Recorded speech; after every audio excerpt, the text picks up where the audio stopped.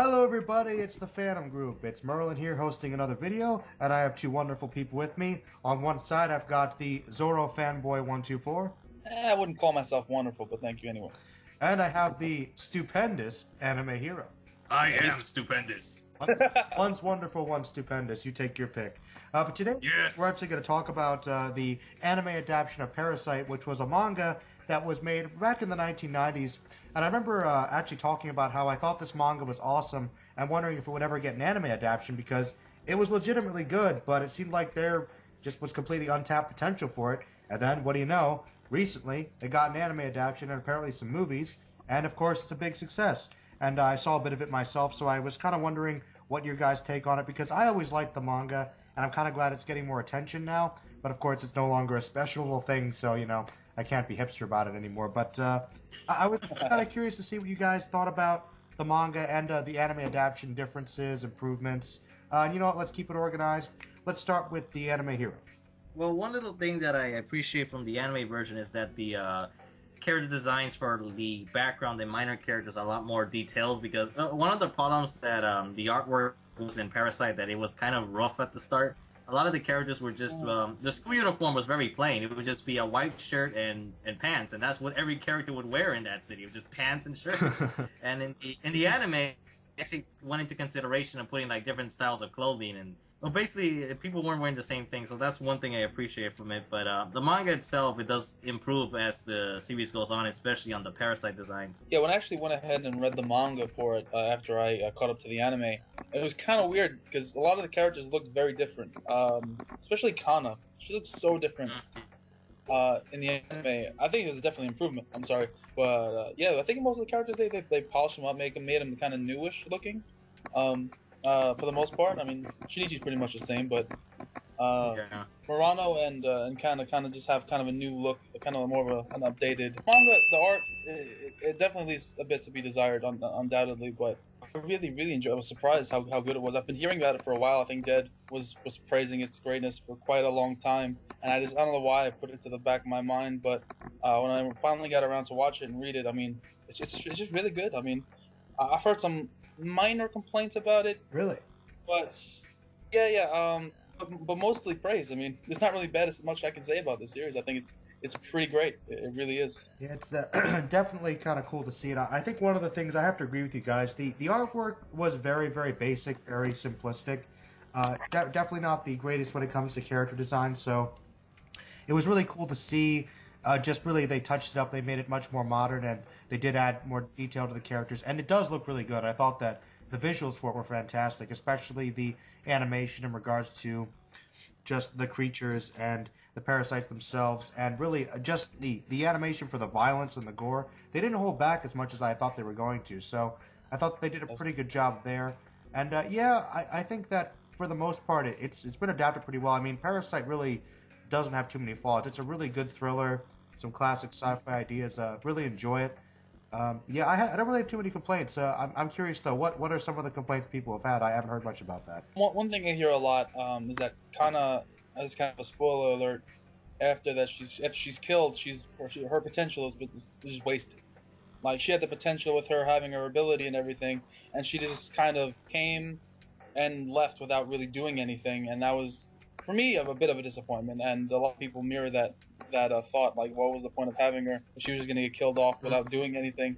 And Well, I personally, I to like her me, a the lot only better. I purpose, like her a lot better than Murano. Personally, I like her better than Murano. the only purpose I think she served was for just to reflect like how his emotions were at the moment. Because since he gets killed off, then he sees kind of the dialogue of whether he's still human or not. That was kind of my perspective. Like, her character introduction was somebody that we liked and we wanted to see her go somewhere, but it's really more for him because it adds much more drama when, spoilers, she does get killed. So it's more for that aspect for his character rather than her own, I True. suppose. So in that sense, But I mean, she's more of a character plot device. there was a lot of. I mean, you could just as easily said though the mother was used for that same exact thing. I don't think she needed to die in order to fill that role because obviously his mother was killed, the same way, and a lot of other people were killed.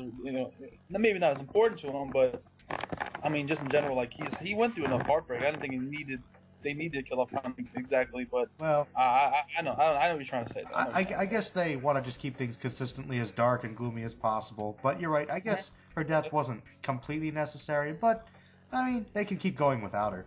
Right, exactly. Yeah, exactly. She wasn't 100% necessary, but that was just one little thing that I heard around. I can't really think of any other. Well, the other thing it establishes that also provides back that the body count, that it's not a safe place, that even the people close to him could still, even people who slightly know him, could end up getting fucked over in some way or form. Yeah, that's true. Like, the danger is still present.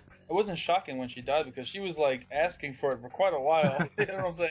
Well, She was just like, well, Yeah. I admit, because of the whole, like, she was, hey, it's Shinichi, let me go to him, and then, like, oh, no, it's not Shinichi. Like, yeah, a little too nosy with well, that. she was a little obsessive with him, though, Well, especially with there the you go. Prince Charming trait, you know, all that. I guess maybe she deserved it then, huh? Well, she didn't need Deserved to get killed like that, man. That's He fucked was up. asking for it. I don't know. I mean, she wasn't playing it as safe as she could have been, but I don't know. It was unfortunate. I don't know, like I said before, I just feel the whole but just for Shinichi just to experience like grief again and kind of wondering like is he still human or not. Miggy is looking at him thinking like you're acting cold, you're not the same anymore. It's like damn. Right. That's the part of the series that really kind of made me most interested was the kind of balance of what is human. You know, that was a kind of a recurring theme. Like what makes somebody human? Is it appearance? Is it personality? Is it emotion? What exactly makes somebody a human being? And that's what really kind of the theme of the story is for me, at least when I've seen of it. And I really enjoyed that theme. I thought it's not really. I can't really think of too many other series that really mirror that same thought and do it as well as Parasyte did. So I was really surprised by how good it was executed. So I don't know if you guys got that same feeling though. Well, yeah, there's this the biggest idea is that I can't remember her name, but that one parasite that was pregnant is the best example of that. Yep, the teacher, right? Yeah, when she was wondering like how she was raising a child and how it actually gradually changed her. Right, because at first she was kind of holding the baby up by you know what I'm saying, dangerously, not even really showing any emotion, just But yeah, it was really interesting to see the evolution of the parasites as well as the humans, and Shinichi kind of bordering between the two things. It was really intriguing. I really liked it. I really did. I think on a very basic level, it actually has that awesome balance between the humans and the parasites because another significant theme is also just kind of like that basic natural desire, basically the whole survival of the fittest Darwinistic aspect. Like you take into account this other form of life that you don't understand what qualifies as sentience, what qualifies as life, and their own right to survive versus our own.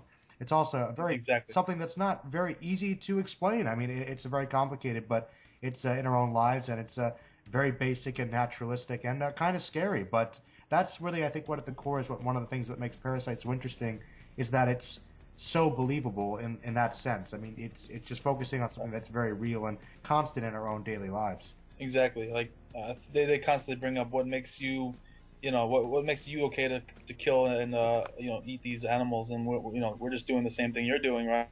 So that made me think like, well, that's a very good point. That really, like you said, it is very Darwinistic, and it really kind of makes you think what exactly if these parasites are necessarily evil. They're just doing their thing to survive. Just living their life, yeah, just living their life, eating what they eat. So it's that was really, really well done. It's the whole, concept of like, if we were ants, if we step on an ant, does it really matter? But from their perspective, maybe it's a whole other way of looking at things.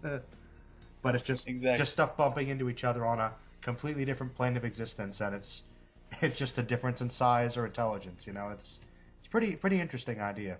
Very, very. So if there are any other flaws that you can think of, I think now would be the time to kind of bring it. Because I can't really think of too many. Like I said, one thing that really annoyed me was the canon stuff, and I wasn't the biggest fan of Murano, but she was alright.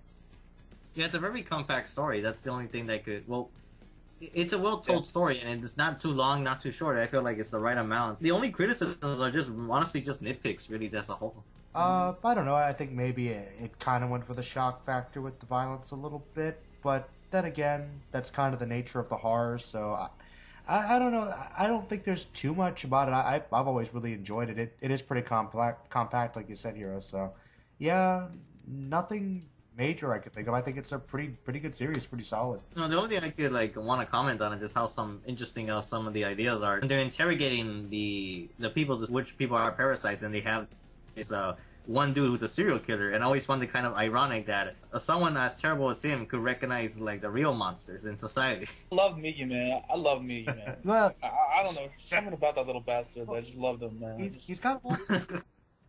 he is kind of likable in a very disturbing way. Oh yeah, he's like, I know in the beginning he's all very calculative and cold. Very pragmatic. Yeah.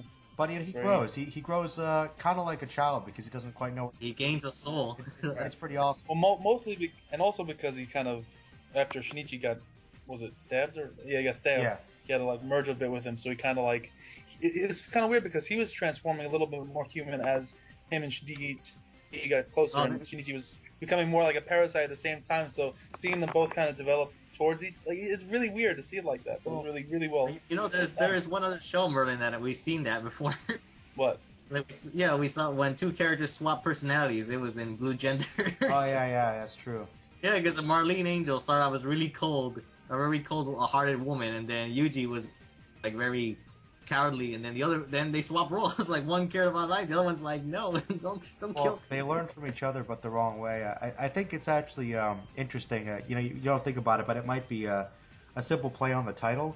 As they do merge and they kind of learn from one another, and the line between human and parasite becomes a little bit harder to discern, you could argue, what is the real parasite here? Maybe humanity's a parasite in some ways, you know? Yeah, because especially towards the end of the series, well, we still don't even know exactly what the parasites are. Exactly. It's a mystery. I mean, that's not really what's important about it. That's why it doesn't matter. Yep. The question was answered.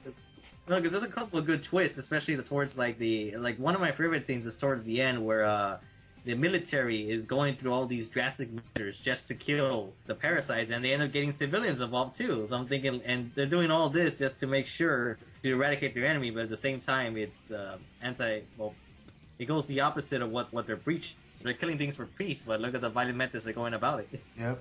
Absolutely.